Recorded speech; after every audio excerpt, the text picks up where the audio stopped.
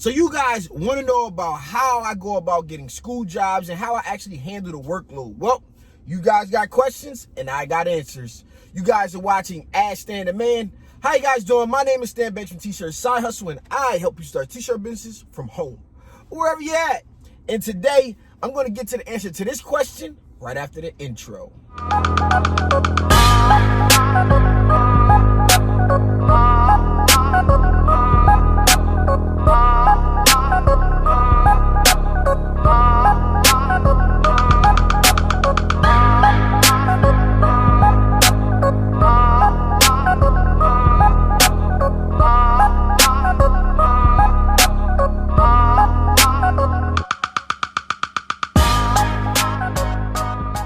Okay, before I jump into it, you guys know what you gotta do for me. And it's simple, man. Like this video, hit the subscribe button, hit that post notification bell, because I know over half of you guys out there watching aren't these subscribers. So what will my subscriber count be if all of you guys subscribe? And if you keep watching video after video, you should just go ahead and hit that subscribe button and the post notification bell. But most importantly, if you guys got a question that you want to see on a later version of Ask Stan the Man, make sure you put it down in the comments below, because just like this one here, I'm going to be pulling questions out of there so I can keep on doing this every single day. So this one comes from YouTube comments. Again, it says, how do you handle school jobs?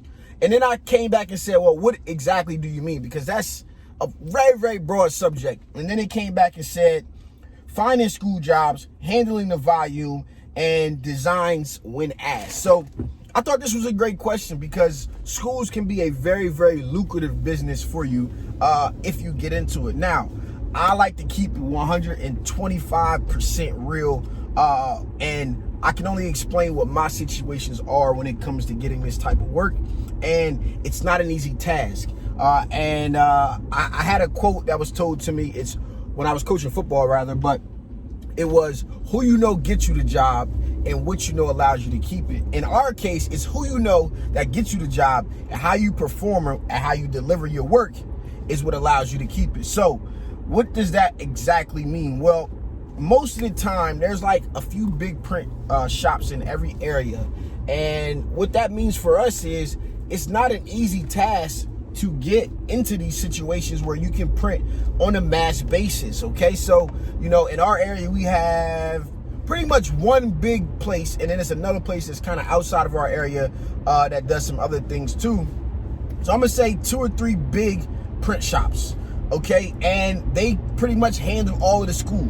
And just to keep it raw and real, when you deal with big business, there's a lot of kickbacks and, you know, a lot of this stuff that goes on, and rightfully so. So you just have to know what you're up against when you're trying to get into this business and trying to get that type of business from your different, you know, schools and stuff like that. So how did I go about getting school jobs? First and foremost, I started at the schools I was at. I had college job, I started at high school jobs. So I've had all of these different schools and stuff that I printed for. And I usually, because I was a coach, I started with the school that I was at. And if I was at a specific school, I knew that I had the in order to kind of, this thing is really shaky today. I'm not sure why. Give me 2 seconds. So if I was at a particular school and I seen a job come up, I just wanted them to know that I was able to do the job, and I could probably beat the price of any printer that was, you know, I was going up against. And sometimes it works and sometimes it didn't. And then secondly, the really, really good thing that I was able to do or able to come up with is I was able to give some kickbacks. Hey, listen, if you give me the job, you know, I know you need, for the football team, you need 150 shirts. But what I'll do is I'll even give back some reward shirts. So, you know, all of this stuff about gear it's an incentive. So, hey, listen, let's come up with some like 2 designs, and I'll give you 20 of each of those as well. And what we'll do is, you know, if you got a weightlifting group and, you know, somebody has perfect attendance to weightlifting, let's give them a reward. If somebody doesn't, you know, if they meet certain requirements, I would give back some shirt designs that had to do with that person and celebrating them and just keeping their team involved. All right, so those are the things that I came up with. Now you got to come up with a real plan, and I've given my cousin this plan, and he did it in the Little League team.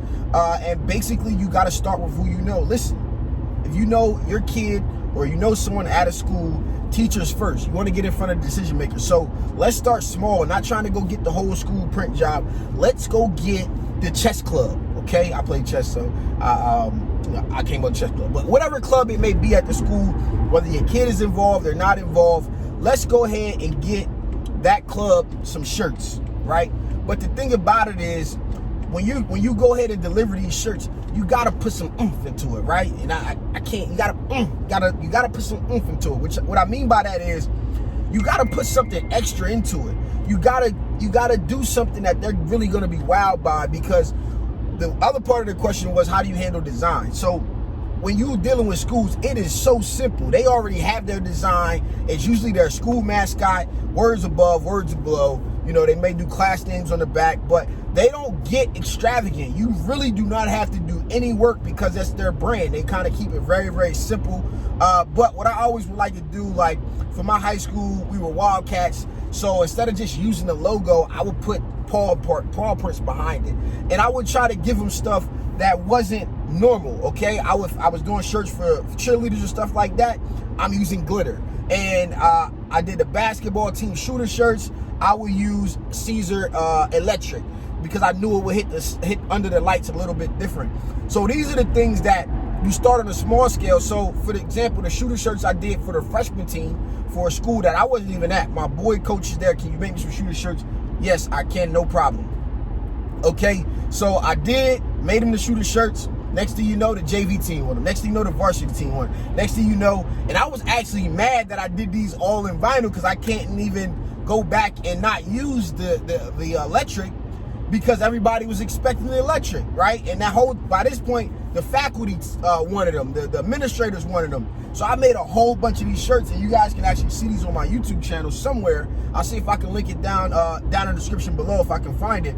But basically, I was doing these shirts, and it allowed me to expand. So when they're used to getting something normal with their team basketball or the high school's basketball and nothing else, you know, you give them something extra. Now you become, we need shirts. Let's not go with that old printer, man. They just give us the same old stuff, right? But let's go find that guy who did those basketball team shirts and put that little extra into it, because they want to be using some dope design. So they want to have something a little bit extra. So the way that I suggest people get in the door is by starting with who you know. My cousin's son played Little League football. I said, bro, just make yourself some dope dad shirt, put your son's picture on it, and watch what happens. Make your son a nice little warm-up or something like that. Where'd you get that? Oh, I made this. And, you know, it starts to chain react after that. Oh, you can make shirts? Yeah, I can make shirts. Oh, man, we want a fan shirt, too. I want the mom. I want the dad. We need this, cousin, aunt, uncle. Then the next thing you know, oh, the team needs new T-shirts. The team needs new uniforms. The team needs all of this stuff. And now you're right in the wheelhouse of where you are. So I suggest you start where you are. Now, there's other tactics like sending out brochures and sending out sample packs and stuff like that. I've never done that personally. I've always just started and branched out. If my friend started coaching at another school, hey, bro, let me get the business. What's up? Who's printing your stuff? How much they charge you? And you'll be surprised. You can get into the door with someone you know, and they'll send you invoices from other people because they want you to have the business. They know you. They have a personal relationship with you. They will actually send you invoices from your competition so you can see where they are. And honestly, you don't have to beat it by much. In this industry, 25 cents and 50 cents is a lot of money. And it's crazy, right? Because we order stuff and we're looking at dimes and nickels. And it's crazy that we order in that manner, but that's the way our industry is. So we're always trying to save a dime and a nickel. So if you give somebody 50 cents or $1, they're looking at it like they just struck gold, okay? So these are the things that I was able to do to get myself in position to get school contracts and different things like that. Like I said, this is just the way I do it. But you got to understand that these big businesses do have this industry on lock. They've been doing it for years. So you got to get creative kind of to get into the door.